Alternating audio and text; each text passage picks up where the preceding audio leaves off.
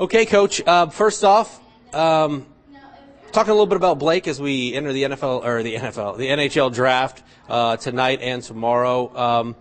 What was your first interaction with him, and what was your first impression of him as a hockey player? Well, I'd known Blake when he was a young player because I had the opportunity to coach his older brother Hayden at Carroll for a couple years. And as I told you the other day, Hayden kept telling me in those seasons, Coach, wait till my younger brother gets here. He's a great player.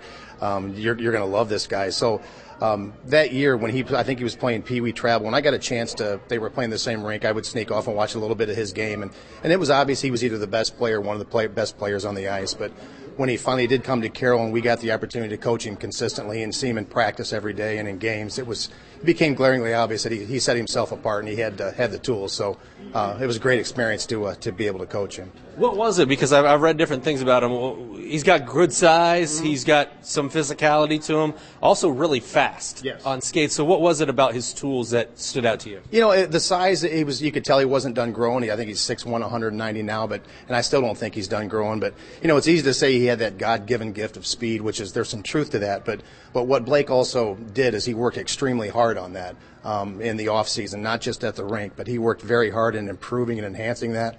You know, with that kind of speed, that's probably the best tool a young hockey player can have. It buys him more time. He can create more space on the ice, hold on to that puck a little bit longer to make that better pass or that better play. So that's what served him really well. Very fast. Blake's freshman year, 2011, you guys win the 3A state championship. Is that correct? That was 4A. 4A. Okay. 2010, we were coming off a 3A, and in 2011, his freshman year, we won the 4A state championship. Correct. And he was the leading scorer, correct? Yeah, he was. If he wasn't, I'd have to look at the stats. If he wasn't the leading scorer, he was in the top three for sure. But we were very heavy on the senior side. A lot of upperclassmen on that team. So for a freshman to come in and do that, it was pretty remarkable.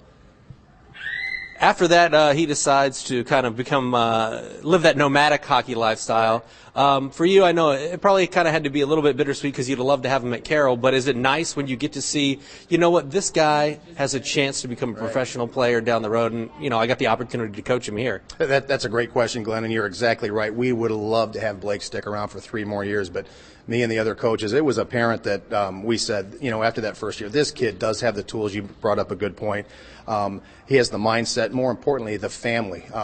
The environment that he grew up in, very supportive parents. So it was obvious that he needed to go away and play. And you know, a lot of people talk about, you know, Blake's hard work, and I don't want to understate that, but I think what I don't want people to miss in all of this is the sacrifices that he made. And you started to bring up that term of the nomadic life. I mean, just imagine being a 14 or 15-year-old, leaving home, leaving your school, your friends, and going to live, you know, for all intents and purposes with complete strangers. Although they're in a hockey community, but to go away from home and start almost a new life, that's not a lot of things that are not something that a lot of players are willing to make, those kind of sacrifices. So pretty remarkable.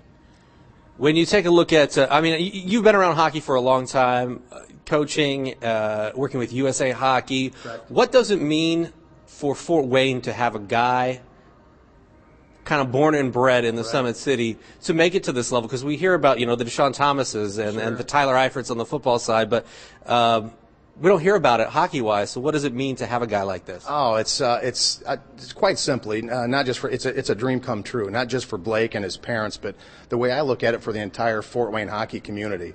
It's still I don't want to say it's unbelievable, because when you get to know the young man and his parents, no one's shocked that he got to there. But it's huge. Fort Wayne's always been a great hockey community, but I can't remember in my 20 years of coaching or being involved since 8 years old that another player got drafted out of high school right into the NHL like that. I know we've had some other people from Fort Wayne find their way onto an NHL roster some way or another, but to be drafted, especially as highly in the draft that he's anticipated to go, it's remarkable. Anything else you'd like to add, Coach? No, just that I couldn't be happier for Blake.